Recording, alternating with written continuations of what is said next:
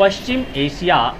में जारी संघर्ष से पैदा हुए संकट का दायरा लगातार बढ़ता जा रहा है।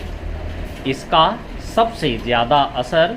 ऊर्जा और आवश्यक वस्तुओं की आपूर्ति पर पड़ रहा है, जिससे इनकी कीमतों में इजाफा होना स्वाभाविक है। महंगाई अब आम आदमी की जेब पर भारी पड़ने लगी है और निश्चित तौर पर इसका प्रभाव देश की अर्थव्यवस्था पर भी पड़ेगा। यही वजह है कि भारतीय रिजर्व बैंक (RBI) ने शुक्रवार को आर्थिक वृद्धि के अनुमान को 6.9% से घटाकर 6.6%, जबकि खुदरा महंगाई दर के अनुमान को 4.6% से बढ़ाकर 5.1% कर दिया है। हालांकि सरकार का लक्ष्य महंगाई दर को 4% के दायरे में सीमित रखने का है, लेकिन सवाल है कि वर्तमान में जो परिस्थितियां बनी हैं, उस लिहाज से क्या इस लक्ष्य को हासिल किया जा सकेगा या फिर यह आंकड़ा महज सरकारी कागज़ों में दिखाने के लिए ही रह जाएगा। यह आशंका इसलिए व्यक्त की जा रही है क्योंकि सरकार की ओर से मौजूदा संकट से निपटने के लिए कोई ठोस एवं विस्तृत रूपरेखा अभी तक सामने नहीं आई है। RBI ने प्रमुख नीतिगत दर रेपो को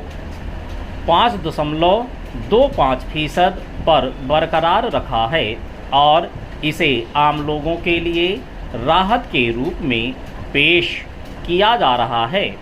मगर इसका दूसरा पहलू यह है कि पहले से ही महंगाई से जूझ रहे समाज के एक वर्ग को उम्मीद थी कि रेपो दर में कुछ कमी की जाएगी, जिससे उन्हें अपनी ज़रूरतों को पूरा करने के लिए बैंक से कर्ज लेने और मासिक किस्त चुकता करने के लिए बैंक से कर्ज लेने और मासिक किस्त चुकता करने में आसानी होगी। गौरतलब है कि रेपो दर में कमी और वृद्धि से ब्याज दरें भी घटती एवं बढ़ती हैं, जिसका सीधा असर बैंकों से कर्ज लेने वालों की मासिक भुगतान किस्त पर पड़ता है। यह बात स्पष्ट है कि बढ़ते वैश्विक तनाव, वस्तुओं की ऊंची कीमतें और आपूर्ति में समस्या देश के आर्थिक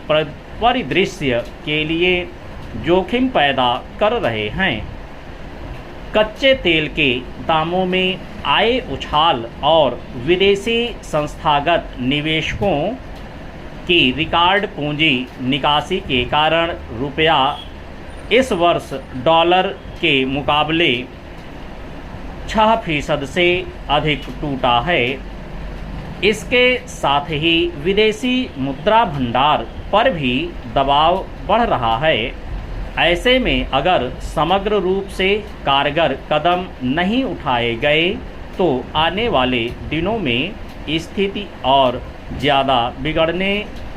से इनकार नहीं किया जा सकता। देश की आर्थिक अर्थव्यवस्था के लिए जोखिम सिर्फ पश्चिम एशिया में जारी संघर्ष की वजह से ही नहीं है, बल्कि घरेलू मोर्चे पर भी कई तरह की चुनौतियां स्थिति